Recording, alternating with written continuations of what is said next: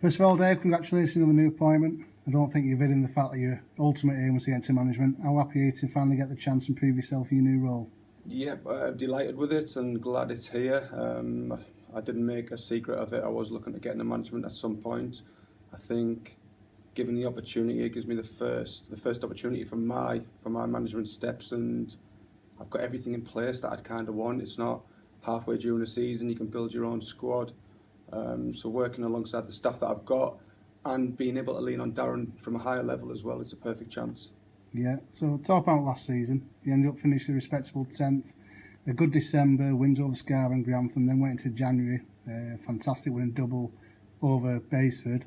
That time everybody thought we was going to sneak into the playoffs, and then we got it with an inconsistent patch where we win one, lose one. Could you talk us through your points on the season? Yep, slow start, very slow start from us. I don't think pre-season went as well as it could. I think we openly admit the recruitment could have been better. We slowly got into our stride, and when we hit Basford for 8, we actually were on the brink of the playoffs. From there, we went downhill. We sort of stuttered over the line a little bit. We know the reasons behind that, and they're reasons we're looking to rectify this season. Good. And going into the season, you've already scored Kyle Brownhill, Tom Pratt, John McComb, who's going to be your assistant manager. Have we got any more news on retained players or others possibly coming in? Yep, so we've got Jordan Fagball will be signing. We've got a commitment from Paddy Lane. Hopefully we can announce that next week. Young lads Alex O'Connor and Jack McConville will be with us. James Hodges has also agreed. Unfortunately, the bad news with it is Yanni Lipka won't be with us next season. He was offered a deal here, but he's moving to a different part of the country and will be going travelling. We'd like to thank Yanni. Yanni's been a different class for us this season, and last season, the season before. He is going to be a loss, but it's up to us to replace him. Nicky Platt has turned down his deal and he'll be signing for Mosley. Again, thanks to Nicky, he had a difficult season off the pitch last year, but what a lad, and we're disappointed to lose him, wish him all the best. But we're happy with what we've got behind the scenes. There's an awful lot of work going on, so we're hoping for a few decisions from players by the weekend. So we'd like to make announcements at the beginning of next week, but we're not going around splashing the cash. We are going under the radar a little bit with it, and there will be, we hope, 4 or 5 signings before pre-season. It may be a case of getting another 4 or 5 during pre-season. We're looking at 9 players coming in altogether though. Good. Darren stepped up as sporting director, different aspects to his role. They're not all first team related, but from a first team point of view, how do yours and Darren's roles interlink? Well, the first team, Darren's overseeing the whole football club, the football side of it, and he'll be looking at the commercial side of it, the junior football club, the academy. So he's got an awful lot on his plate. For me, there's a real focus on the first team.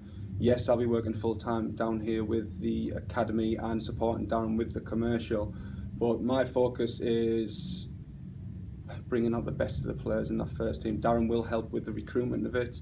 He's already passed a couple of details on with players who we're in talks with, but he's got to a flying start with his job. I think we've had a good sponsorship deal that's came in the last few days. We've had positive talks with possible investors, and John as well on the commercial side of it is working very well on that. Right. I know you don't like to make predictions. It's a big task with so many good sides in the division. No doubt with bigger budgets than ours, but what's your hopes and aspirations for the new season? To just have a successful year, but I won't define what a successful year is. Last season, I think we finished around where we were expected to be. A cup run on top of that would have been nice, but it's not the end of the season if we've sold a couple of players for 6 figures or we've had a decent cup run, we finished in the top half. I won't define what success would be, but we're always looking to progress as a football club on and off the pitch. Yeah. Out of the teams, who do you think is going to be challenging this year? A lot more than last year. Unfortunately, we've only really lost one higher end team this year with Farsley going up, but with Ashton coming down, FC United coming down, I think Morpeth coming up, it's going to be a lot stronger. South Shields are going to be there and thereabouts with the management they've got in place there. Warrington, same as good management team, and they've retained a lot of players. So it's going to be a strong league. Top 6, 7, 8, I think, is very, very strong. So we'll be looking to break into that, but again, no predictions from it. Yeah. I was on form last season. You must be very disappointed with that, considering the season before was unbeaten. What did you put that down to last year? Would you like to make it Ewingfield's fortress again? Yeah, we were disappointed with it. I think it was kind of a hangover from the pre-season that we had. We didn't really get as good a pre-season as we wanted. So we lost a lot of games in pre-season here, and the new players were coming in, they didn't get that feel of the unbeaten run that we'd been on. So without a doubt, because I don't care what anyone says, this should be an advantage playing on a 3G. We can train on it every day. We know what the bounce is like, and we've got to try and turn it into that forest. So we had the season we got promoted.